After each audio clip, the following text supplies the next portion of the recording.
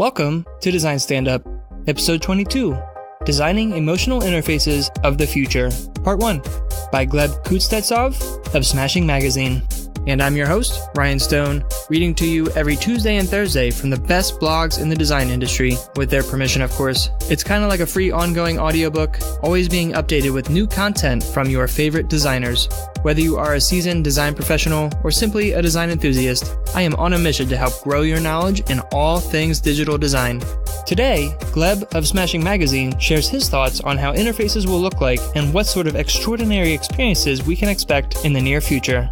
So without further ado, let's stand up.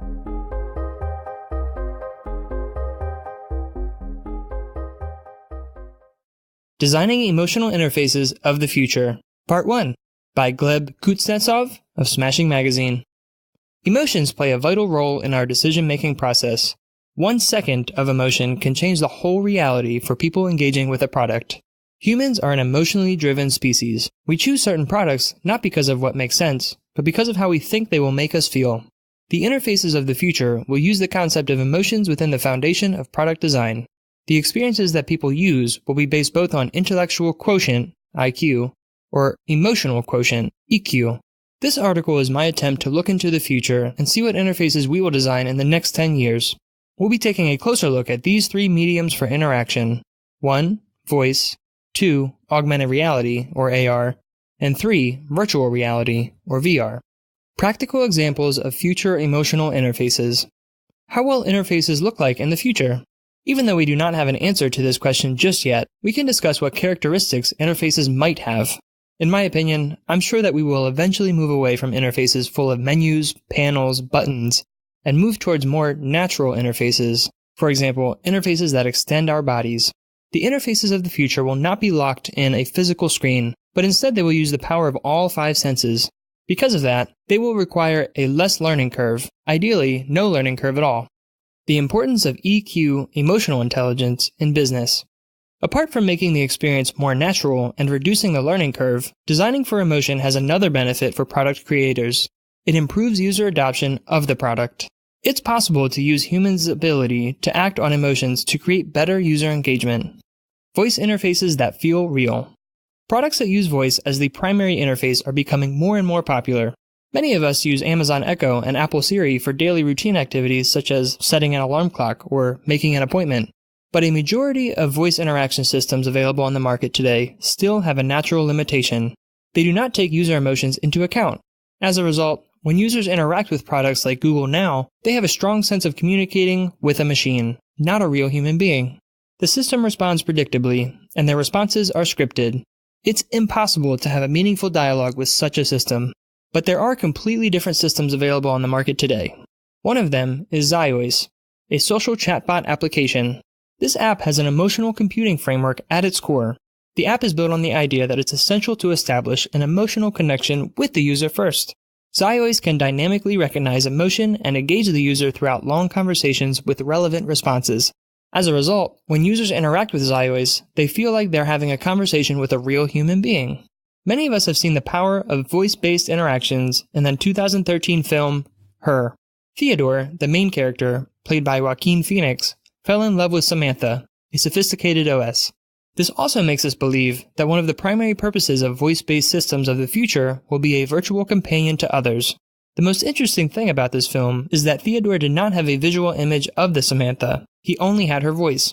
To build that kind of intimacy, it's essential to generate responses that reflect a consistent personality.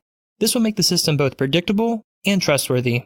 Technology is still a long way from a system like Samantha, but I believe that voice-first, multimodal interfaces will be the next chapter in the evolution of voice-enabled interfaces. Such interfaces will use voice as a primary way of interaction and provide additional information in a context that creates and builds a sense of connection. The evolution of AR experience. Augmented reality, or AR, is defined as a digital overlay on top of the real world and transforms the objects around us into interactive digital experiences. Our environment becomes more intelligent and users have an illusion of tangible objects on the tips of their fingers, which establishes a deeper connection between a user and a product or content. Reimagine existing concepts using AR. The unique aspect of AR is that it gives us an extraordinary ability to physically interact with digital content. It allows us to see things that we could not see before, and this helps us learn about the environment around us. This AR property helps designers to create new level of experiences using familiar concepts. For example, by using mobile AR, it's possible to create a new level of in-flight experience that allows a passenger to see detailed information about her class or current flight status. AR helps us find our way through spaces and get the required information at a glance. For example, AR can be used to create rich contextual hints for your current location. The technology known as SLAM, simultaneous localization and mapping, is perfect for this. SLAM allows real-time mapping of an environment and also makes it possible to place multimedia content into the environment. There are massive opportunities for providing value to users. For example, users can point their devices at a building and learn more about it right there on their screens. It significantly reduces the effort and allows for an emotional experience of ease by allowing navigation and access. The environment around us, such as walls or floors, can become a scene for interactivity in ways that used to be limited to our smartphones and computers. Avoiding information overload. Many of us saw the video called Hyper-Reality. In this video, the physical and digital worlds have merged, and the user is overwhelmed with a vast amount of information. Technology allows us to display several different objects at the same time. When it's misused, it can easily cause overload. Information overload is a serious issue that has a negative impact on user experience, and avoiding it will be one of the goals of designing for AR. Well-designed apps will filter out elements that are irrelevant to users using the power of AI. Advanced personalization. Hear that? In Part 2. You just listened to the post titled Designing Emotional Interfaces of the Future, Part 1, by Gleb Kuznetsov of Smashing Magazine. If you want to learn more about Gleb and read some of his other amazing design articles, just press the link in the show notes or head over to Smashing Magazine at smashingmagazine.com. Oh, and before you go, don't forget to check out the brand new Design Stand-Up group on LinkedIn, where you can connect and learn from designers across the globe, chat about the latest episodes, and much more. You can find a link in the show notes or just search Design Stand-Up on LinkedIn's website or app. Well, that's all I have for you today, guys. It's been a pleasure. Until next time, fill up those coffees, turn up those tunes, and let's design a better world.